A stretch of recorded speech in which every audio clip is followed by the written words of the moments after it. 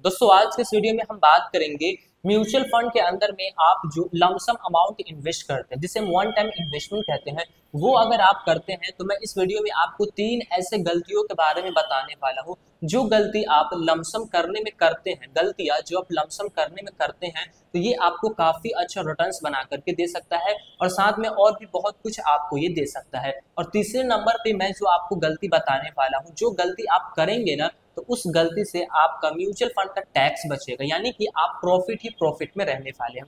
तो चलिए बिना देर के आज की इस वीडियो को हम शुरू करते हैं। वीडियो में आप नए हैं तो वीडियो को लाइक कीजिए और हमारे चैनल को वारिस द फ्रेंड को सब्सक्राइब कीजिए ताकि इस तरीके की वीडियो जो है वो आपको मिलती रहे। इस वीडियो में ना मैं आपके लिए गलती शब्द का यूज कर रहा हूँ। अब ऐसा मैं यहाँ पे कुछ भी नहीं करने वाला हूँ कि मैं आपको गलत गलत सलाह देने वाला हूँ, नहीं, बल्कि मैं उस पॉइंट के बारे में बात करूंगा जिन पॉइंट के बारे में आज से पहले आपने ये सुना होगा कि ये चीज गलत है, लेकिन वो चीज गलत नहीं है। अगर आप उस चीज को करेंगे ना तो आपको अच्छे रिजल्ट जो है वहां से मिलेगा।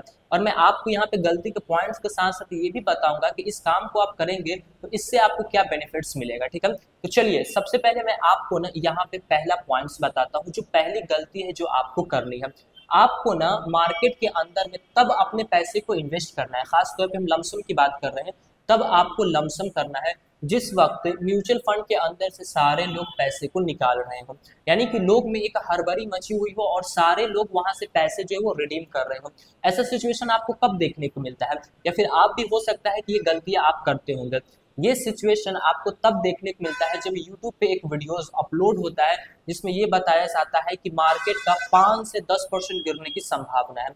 अगले 10 दिनों के अंदर में मार्केट जो है वो 10% तक गिर सकता है। अगले 5 दिन में मार्केट जो है वो 3% 5% गिर जाएगा। ऐसे सिचुएशन में आपको देखने को मिलेगा कि लोग ना पैसे रिडीम करने लगते हैं, लेकिन आपको पैसे को रिडीम नहीं करना है। गलती क्या करनी है कि आपको ना उस वक्त अपने पैसे को इन्वेस्ट करना है। ठीक है, ये गलती आपको करनी है। गलती उन लोगों के नजर में है जो पैसा रिडीम कर रहे हैं, ठीक है, गलती उन लोगों की नजर में है, लेकिन आपको ना जब मार्केट में क्रैश आए उस वक्त आपको अपने पैसे को इन्वेस्ट करना है। ज्यादा से ज्यादा हो सके तो आप लमसम के फॉर्म में अपने पैसे को इन्वेस्ट करें।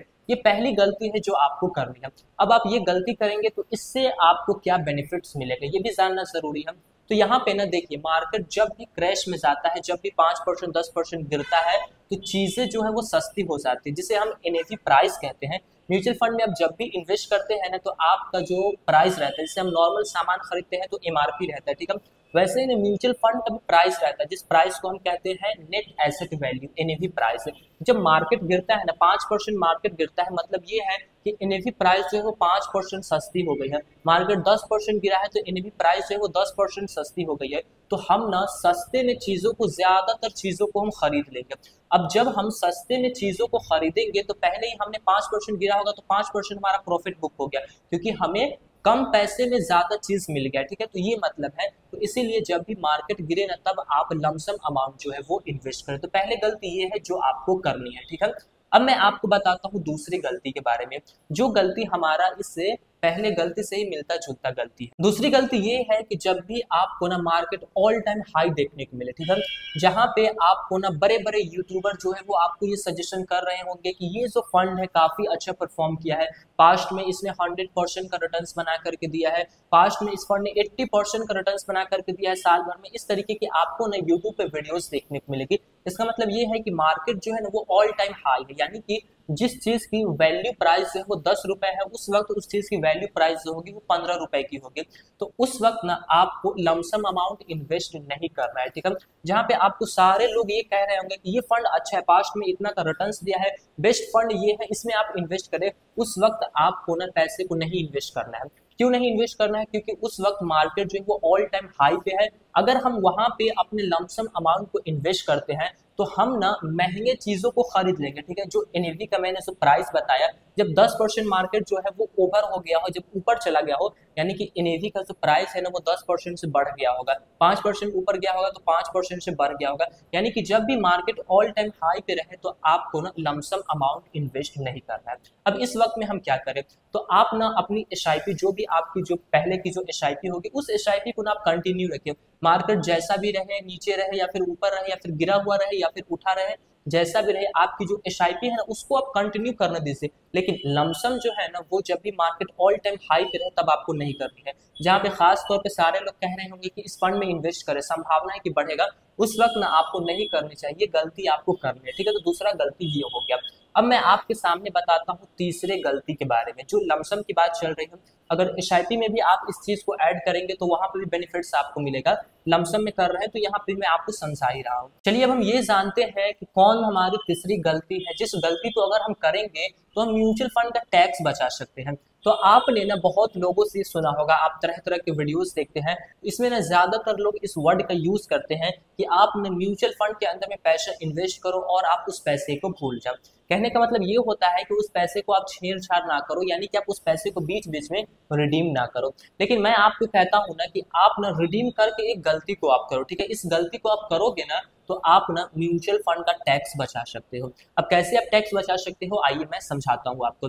अभी बजट आया है, इसमें हमारे टैक्स को बढ़ाया गया है, ठीक है। अगर आप STCG टैक्स को देखेंगे, short term capital gain tax को देखेंगे, तो इसको 15% से बढ़ा करके 20% कर दिया गया है, ठीक है। तो अगर आप साल भर में इन्वेस्ट किए हैं और उसी साल में आप पैसे को निकालते हैं तो प्रॉफिट का 20% आपको टैक्स देना पड़ेगा गवर्नमेंट को, ठीक है। और दूसरा टैक्स में देखने को मिलता है LTCG टैक्स, जिसे हम long term capital gain tax कहते हैं।